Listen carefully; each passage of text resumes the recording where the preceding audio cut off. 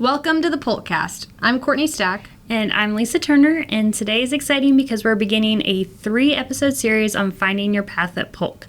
Because there's really no one-size-fits-all when it comes to career development at Polk. So whether you're in the trades or working in the office, we found that Polk employees have moved up the ladder in numerous ways. That's so true. Recently, we had the opportunity to talk to Patrick McHenry, our General Superintendent in Central Texas.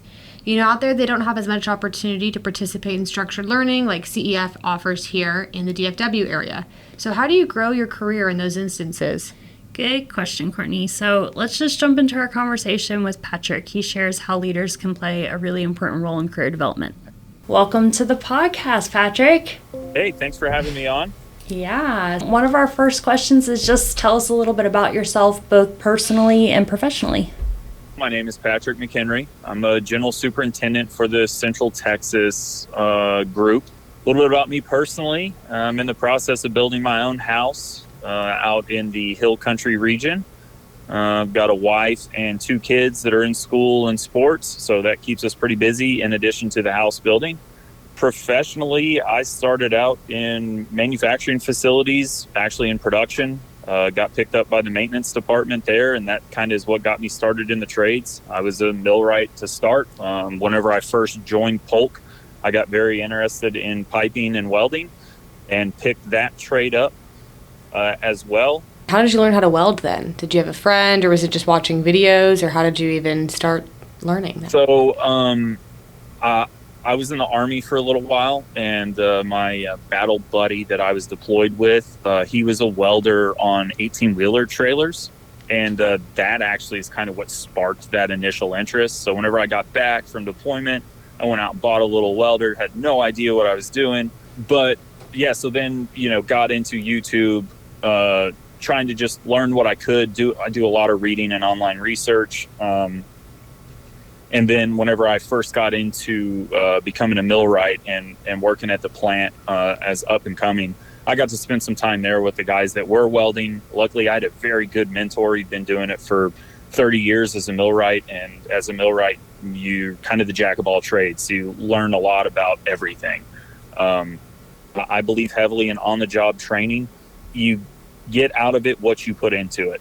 So if you stay there and follow somebody and ask to become a part of that crew, whether it's the piping crew or millwright or plumbing, sheet metal, whichever one it is, and you get in there and show them that you want to be there and learn, that is going to go a long way for you. And actually, that facility had Polk Mechanical come out. That's how I even learned about Polk to begin with. And one of the mechanics I was working with became a superintendent for Polk, and he asked me to join the team, and that kind of is how all this started. Awesome. So how long have you been with Polk? I have been with Polk for a cumulative of 8 years, Okay. I believe. It's a long time. What would you say makes Polk stand out? What makes Polk stand out to me is the kind of freedom of decision making, the career opportunities, how much work we have in front of us. Yeah, that's probably the biggest thing. And we have some really great leadership in this company that you can pick up the phone and call almost at any point in time that you need to. It's just a great group of people that work here. You passed the test. Good answer. Kind of along those lines, it seems like you've moved up the ranks pretty quickly since you started. What would you say are the biggest contributing factors to that? Yeah, just getting out there and really being hungry to grow and learn, I think, is what helped propel me in my career. How do you help your team with their own career advancement? The way that I help most of them is I have conversations with them, and I see a lot of these guys daily or weekly, and just keeping an open line of communication. They know they can call me if they need something. I'll talk to them about more so journeyman and foreman guys that want to start moving up, and even the superintendents. There is the reality that not everybody wants to move up, and so I'm not going to force somebody, if you will, into those type of positions if that's not what they're interested in. But if they do tell me they're interested in it, then I'm going to try and give them guidance and get them headed down that path to where they want to be, that they see themselves as successful. So what does that path look like, especially, you're in one of our, what we would consider a remote location, so there is no like CEF in Austin. What is the path that you would put somebody on? What kind of training do you offer them, or mentoring do you offer them to get them to that next level? Like I said earlier, I'm very pro on the job training. So with our foreman, we try and get them to take more of the lead. With the supervisor, kind of keeping a close eye, but you've got to start giving those guys leeway to learn and make mistakes. Obviously, not large ones. That's why we're all here to help try and prevent those as best as possible. But really, it's just exposure to drawings and documents and to the customer, and getting them in front of people and managing smaller projects to kind of get a feel for what it means to run a crew and how to manage work. More of that becomes one-on-one, where I will sit down with them if that's really what they want to learn, and discuss it more in depth and give them that personalized training. So that's something that kind of stood out to me, is that you give them personalized one-on-one training. And not to speak for anybody, but that can be difficult sometimes to take time out of your schedule to do that. How do you fit that in? If it's important enough for them to bring it up to me, then I make time. So it's just prioritizing my workload, and I typically will put our team members first if I can, or if the situation dictates it. That's awesome. I think that's huge, just because I think when you do that, then you wind up having a team that's more supportive and can support in more ways, and therefore it kind of balances the workloads too. Do you see that? Exactly. Yeah. And when you show that you're actively listening to somebody and you want to help them grow, it gets them more involved and feel more of a part of the team, that somebody is paying attention to their needs or their wants to grow within the company and the team, especially since the Central Texas group is so new. So how do you know, whenever you're having these conversations, these development conversations, that the employee that's speaking to you is ready for the next step? How do they know that they're ready to take the jump and that you're ready to give them the opportunity? That's an interesting question. That I don't know that you always will know that. And it's kind of the same concept as hiring somebody off the street. Right? You can only read their paperwork and their job history so much before you go, and I like you, I think you're good, and you just give them the chance. Mm-hmm. You got to give them the opportunity to spread their wings, if you will, and give them that leniency we talked about earlier to go out and try it. Mm-hmm. And if they're not successful, make sure that they're not going to be penalized for it, but there's some lessons are better learned that way. Now, kind of on the flip side of it, have you ever had someone who really wants to be in a supervisor role and just realistically that might not be the best fit for them?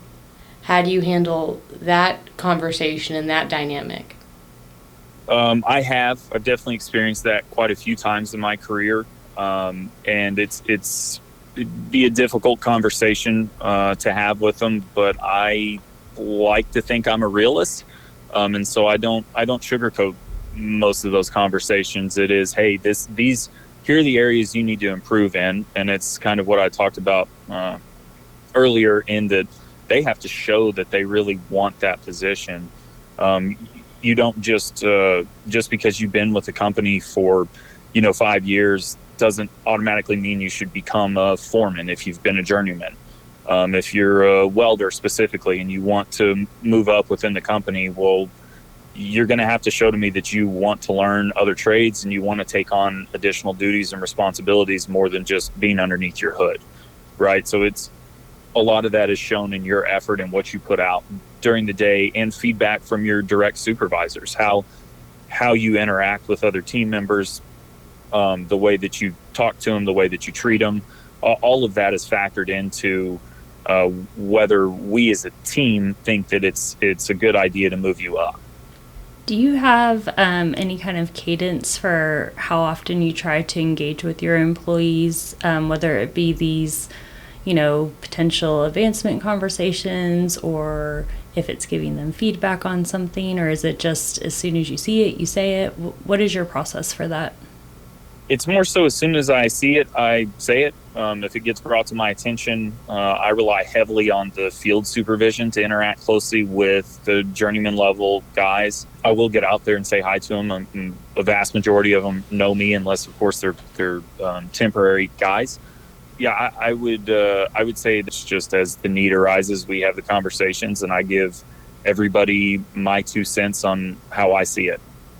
Do you have a like a specific example of somebody who you've helped either progress through their career, or maybe it's a specific example of a difficult conversation that you've had?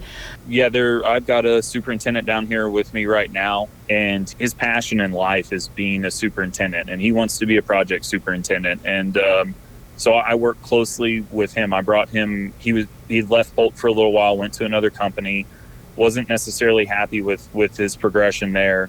So I brought him in as a foreman to get him versed in our ways and how to do business. And I've got him up to kind of an entry-level superintendent. He's starting to manage larger and larger projects, taking the approach we talked about before, where we just slowly grow that workload and get him comfortable. And so that's probably the best example I have of that. Awesome. So right now he is operating as a superintendent? Yes, he is. Yep, and he is running. He is currently managing work at one of our more dynamic facilities down here. That's super cool. Okay, fun question. Okay, so Patrick, for a Okay. fun question, say the world's ending and a zombie apocalypse is upon us. You can pick 3 people to kind of, battle it out in this new world. Who would you pick? Is this open to anybody, or is this company specific? Open, but at least give us one company specific person. You could throw Okay, some famous people in there too if you want. Okay. For sure, Marcus Petty. He's the superintendent out at the paper mill. He's my Polk employee pick. I think I'm going to take Ted Nugent. Very well-versed hunter, right? Known famously for Stranglehold, the song. We're learning things. Yeah, and then I feel like I need a Bear Grylls type of survival guy, And Patrick, what about your wife?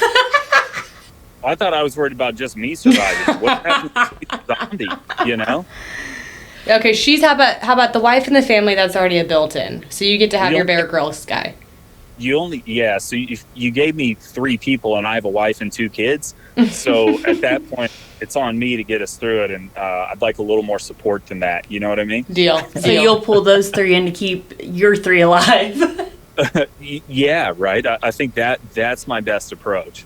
No, I think that's a solid team right there. Yeah, it's good. It's a good pick. All right, well, we super appreciate your time and sharing with us today. Yeah, thanks for having me. Glad to be a part of the Polk podcast finally. Yes. Awesome. Thanks, Thank Patrick. you.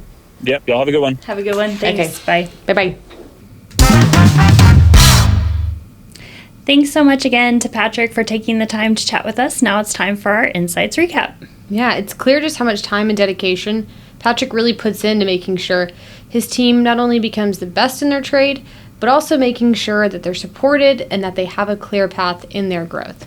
Exactly. And then coaching them accordingly, right? So we've been talking a lot about coaching lately and even focus on it in one of our manager workshops. There's a super simple coaching model called FUEL, and I just want to talk through that today. So it stands for, the F is for framing the conversation, U is for understanding the current state, E is for exploring the desired state, and then L is for laying out a success plan. Yes. So something like that, an acronym, always makes it easy for managers and employees. And this is something that they can both practice to make sure they're on the same page when it comes to career development. So framing the conversation to really get things started. We have some go-to coaching questions that we can share on how to get these conversations started. But as a leader, this is your opportunity to explain how you want to help someone with their development. Right. And then understanding the current state is all about listening to the employee and what interests them, and if there are any challenges or concerns when it comes to their growth. The coaching question that we would use here is called the AW question, and AW stands for and what else. So really it's your opportunity to get all the things out on the table so that you can move into the next phase, which is exploring the desired state. And this is where you and the people you're developing start to talk about options and strategies for getting there. And then you lay out the plan. So this is where it also takes some work from the manager to continuously provide support along the way to make sure the employee is on track with their development. And just remember, too, that as an individual contributor, you have a say in your own development. So even if your manager hasn't had a coaching or development conversation with you, we encourage you to ask for feedback and discuss your growth options with your manager. And you can always reach out to us in Learning and Development for guidance as well. Awesome. Well, make sure that you check out the link in the YouTube description for a guide to Fuel, F-U-E-L, with some tips and tricks on finding your path at Polk. And again, big thanks to Patrick for sharing with us. And in the next episode of this series, we're going to talk to some CEF students about how their education has helped them grow within Polk. So we'll talk to you soon. Bye. Thanks so much.